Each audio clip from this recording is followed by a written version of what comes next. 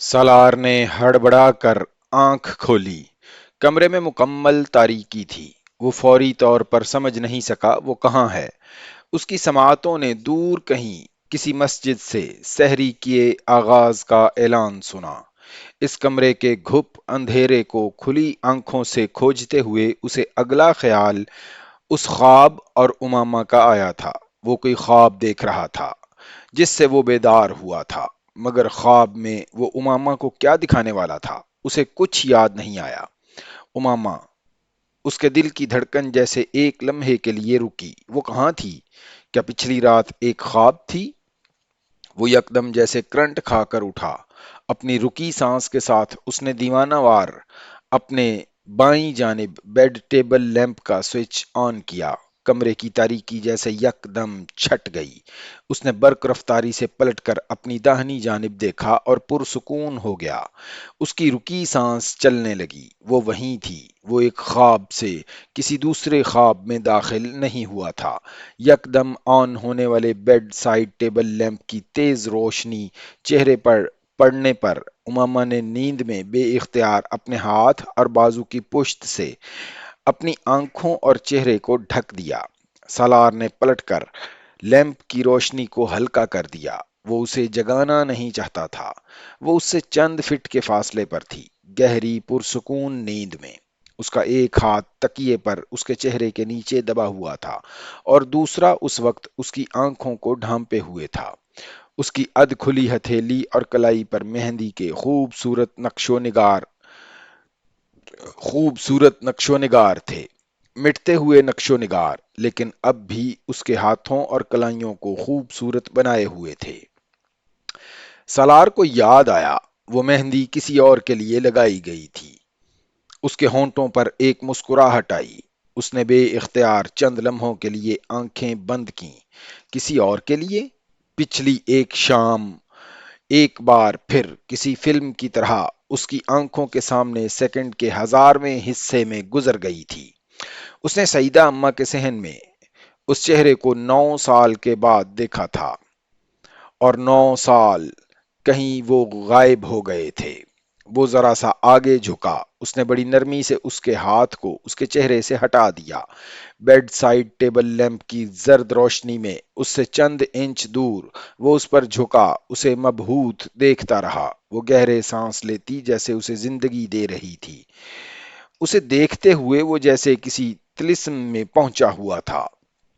बेहद गैर महसूस अंदाज में उसने उमामा के चेहरे पर आए कुछ बालों को अपनी उंगलियों से बड़ी एहतियात से हटाया।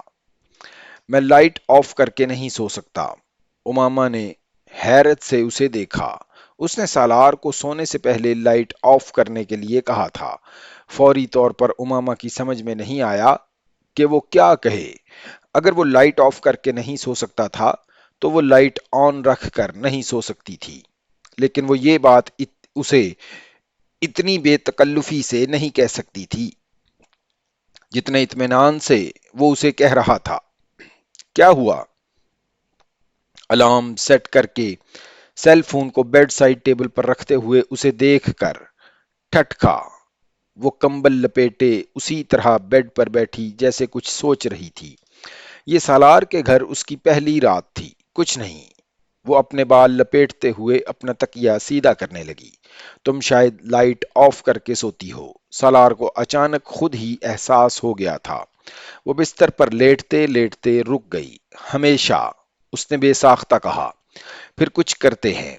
सालार ने बेसाख्ता गहरा सांस लेकर सर खुजाते हुए कुछ सोचने वाले अंदाज में कमरे की लाइट्स का जायजा लिया।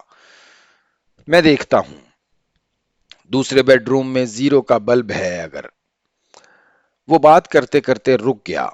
उमामा के तासुरात से उसे लगा ये हल भी उसके लिए काबिल कबूल नहीं था। जीरो के बल्ब की कितनी रोशनी होती है?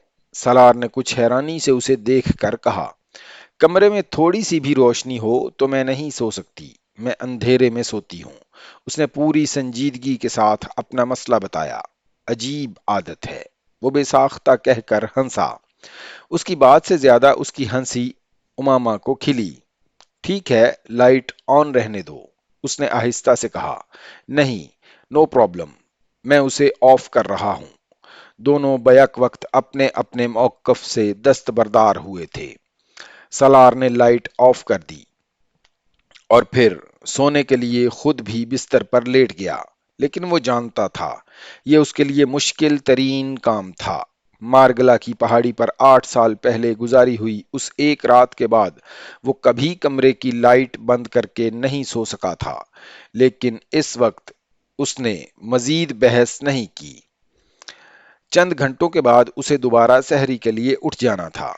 वो ये चंद घंटे बिस्तर में चुपचाप लेटकर गुजार सकता था। वैसे भी अंधेरा था, पर आज रात वो अकेला नहीं था। कुछ देर दोनों के दरमियान मुकम्मल खामोशी रही। समझ में नहीं आ रहा था बात का आगाज कैसे करें। सालार के लिए खामोशी का ये वक्फा ज्यादा तकलीफ दे था। तारीकी में उमामा ने सालार को गहरा सांस लेकर कहते हुए सुना, अब अगर इतनी बड़ी कुर्बानी दे रहा हूं मैं लाइट ऑफ करके, तो कोई हाथ ही पकड़ ले। उमामा को बे इख्तियार हंसी आई। वो अंधेरे में उसके कुछ करीब हुई और सलार के कंधे पर हाथ रखा। तुम्हें डर लग रहा है क्या? उसके लहजे में नरमी और अपनाइयत थी।